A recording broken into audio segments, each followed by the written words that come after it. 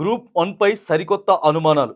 స్థానికుల అవకాశాలకు గండి కొడుతున్నటువంటి ప్రభుత్వం నాన్ లోకల్స్ కోసమే అప్లికేషన్ గడువు పెంచిందంటున్నటువంటి అభ్యర్థులు.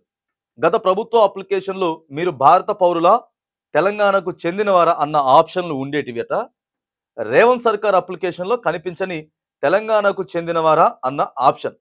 ఇది దేనికి సంకేతం అంటున్నటువంటి నిరుద్యోగులు. గ్రూప్ 1కి సంబంధించి మరిప్పుడు దరఖాస్తు పెంచిర్రు. డేట్ పెంచిర్రు. గత ప్రభుత్వంలో ఇచ్చినటువంటి నోటిఫికేషన్ కాకుండా ఇప్పుడు నోటిఫికేషన్ ఇచ్చిర్రు కానీ మరి అప్పుడు నోటిఫికేషన్లో తెలంగాణకు చెందినవారా అని ఆప్షన్ ఉండేది. ఇప్పుడు మరి ఆ ఆప్షన్ లేకపోవడం పట్ల మరి ఏంటిది? అంటే బయటి వాళ్ళకు కూడా అవకాశం కల్పిస్తా ఉన్నారా? నాన్ లోకల్స్ ఎవరైతే ఉన్నారో వారికి కూడా అవకాశం కల్పిస్తా ఉంటే మరి దీన్ని ఖచ్చితంగా కూడా మేము తీవ్రంగా పరిగణిస్తా ఉన్నాం. మళ్ళొక ఉద్యమం చేస్తామని చెప్పి లోకల్కి సంబంధించినటువంటి గ్రూప్ 1 అభ్యర్థులు చెప్తా ఉన్నారు.